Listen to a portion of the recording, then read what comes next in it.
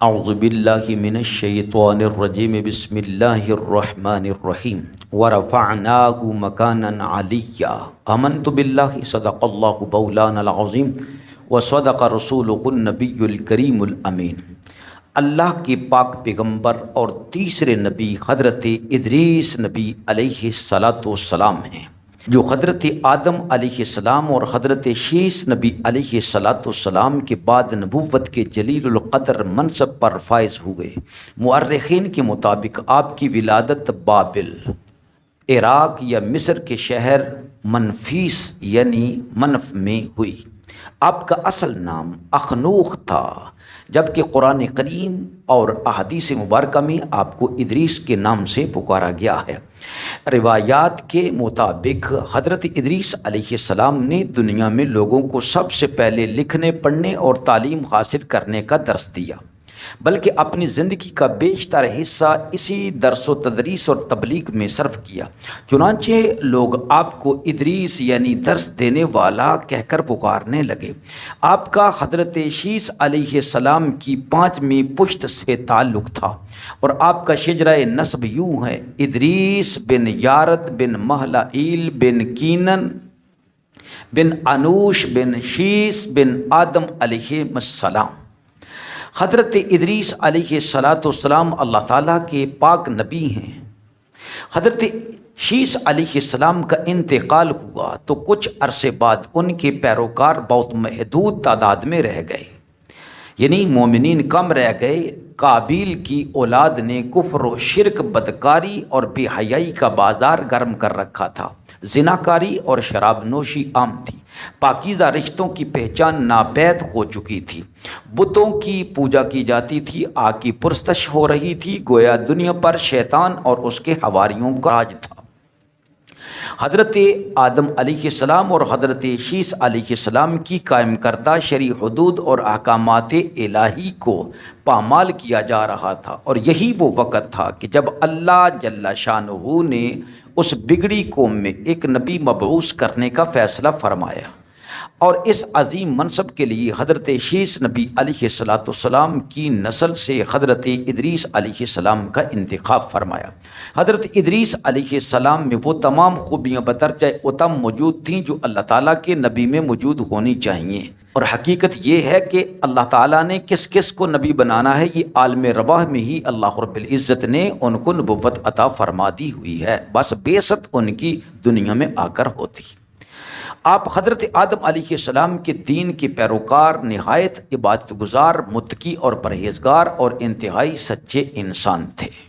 نبوت کے منصب پر فائز ہوتے ہی آپ نے اپنی قوم کے بھٹکے ہوئے لوگوں میں واعظ و تبلیغ کا کام شروع کر دیا، لیکن راہ ہدایت کا یہ درس اور نیکی کی باتیں لوگوں کو بہت ناگوار گزرتیں، چنانچہ وہ آپ کے دشمن ہو گئے۔ آپ اور آپ کے پیروکاروں کو طرح طرح کی اذیتیں دینے لگے، یہاں تک کہ آپ نے ان کی ایذا رسانیوں سے تنگ آ کر بابل سے ہجرت کرنے کا ارادہ کر لیا، اور اپنے پیروکاروں کو اپنے اس فیصلے سے مطلع فرمایا۔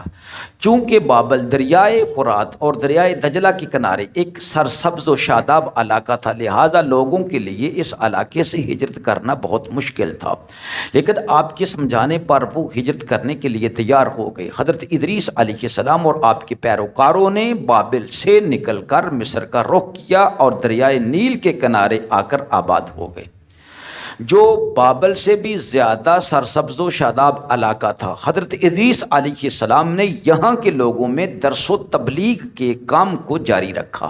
آپ اس وقت لوگوں کی تمام رائج زبانوں سے واقف تھے اور عوام کو انہی کی زبان میں درس دیتے تھے۔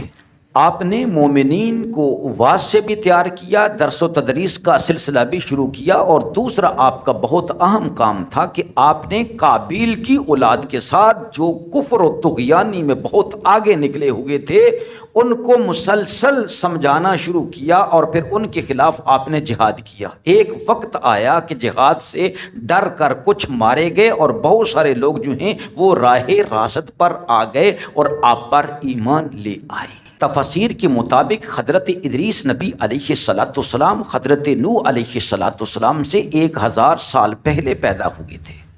روح المعانی بحوالہ مستدرک حاکم۔ اللہ تعالیٰ نے آپ کو نبوت کے مرتبہ سے سرفراز فرمایا اور آپ پر 30 صحیفے نازل فرمائے۔ حضرت ادریس نبی علیہ السلام وہ پہلے انسان ہیں جنہیں علم نجوم اور حساب بطور معجزہ عطا کیے گئے۔ نیز سب سے پہلے انہوں نے ہی قلم سے لکھنا اور کپڑا سینا ایجاد کیا۔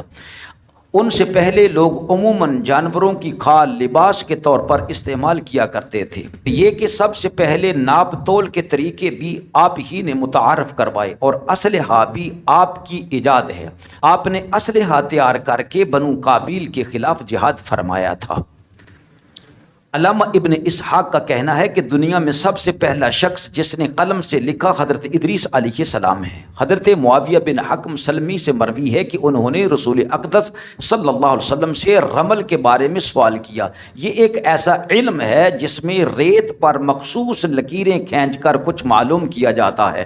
تو رسول اقدس صلی اللہ علیہ وسلم نے فرمایا ایک پیغمبر تھے جنہوں نے یہ لکھا، لہٰذا جس شخص کا خط ان کے خط سے موافق ہو جائے تو اچھا ہے۔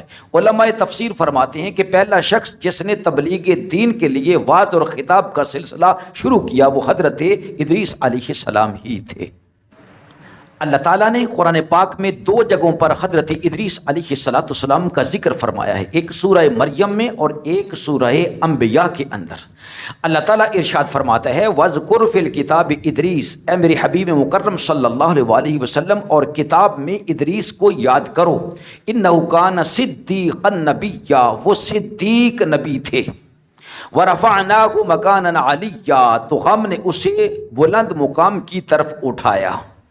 آپ کو نبوت سے سرفراز فرمایا کہ اللہ تعالیٰ نے اپنا خاص قرب عطا فرما کے آپ کو رفعت اور بلندی عطا فرمائی۔ یہ ایک معنی ہے اور دوسرا معنی یہ ہے، یعنی دوسرا معنی بلندی کا یہ ہے کہ آپ کو بلند مکان کی طرف اٹھایا گیا۔ یہ معنی لینا زیادہ مناسب ہے کیونکہ اللہ تعالیٰ نے وَرَفَعْنَاهُ مَكَانًا عَلِيًّا ذکر فرمایا، جہاں مکان کا ذکر ہو اس سے مراد مکان کی بلندی ہی ہوتی ہے، درجات کی بلندی وہاں پر مراد نہیں۔ ہاں درجات کے بارے میں اور اللہ رب العزت نے اپنے نبیوں کے درجات کو بہت بلند فرمایا ہے۔ حضرت قعب بن احبار رضی اللہ تعالی عنہ سے مروی ہے کہ حضرت ادریس علیہ السلام نے ملک الموت حضرت اسرائیل علیہ السلام سے فرمایا کہ میں موت کا مزہ چکھنا چاہتا ہوں، کیسا ہوتا ہے، تم میری روح قبض کر کے دکھاؤ۔ انہوں نے آپ کے حکم کی تعمیل کی اور روح قبض کر کے پھر اسی وقت لوٹا دی، آپ زندہ ہو گئے۔ پھر آپ نے فرمایا اب مجھے جہنم دکھاؤ تاکہ خوف خدا زیادہ ہو جائے۔ آپ کے ارشاد کی تعمیل کرتے ہوئے آپ کو جہنم کے دروازے پر لے جایا گیا۔ آپ نے مالک نامی فرشتہ جو جہنم کا داروغہ ہے اس سے فرمایا دروازہ کھولو، میں اس سے گزرنا چاہتا ہوں۔ چنانچہ ایسا ہی کیا گیا اور آپ اس پر سے گزرے۔ پھر آپ نے ملک الموت سے فرمایا کہ مجھے جنت دکھاؤ۔ وہ آپ کے حکم کے مطابق آپ کو جنت کے پاس لے گیا۔ آپ نے جنت کے دروازے کھولنے کا ارشاد فرمایا تو آپ کے لیے جنت کے دروازے کو کھول دیا گیا۔ جب آپ جنت میں تشریف لے گئے، ملک الموت نے کچھ دیر انتظار کرنے کے بعد فرمایا اب آپ چلیں، زمین میں اپنے مقام پر تشریف لے چلیں۔ آپ نے فرمایا کہ میں تو یہاں سے کہیں نہیں جانے والا، کیونکہ اللہ تعالیٰ ہر نفس کو موت کا ذائقہ چکھاتا ہے، میں موت کا ذائقہ چکھ چکا ہوں۔ پھر اللہ تعالیٰ نے جنت میں داخل ہونے کی یہ شرط لگائی ہے کہ ہر شخص کو جہنم پر سے گزرنا پڑے گا۔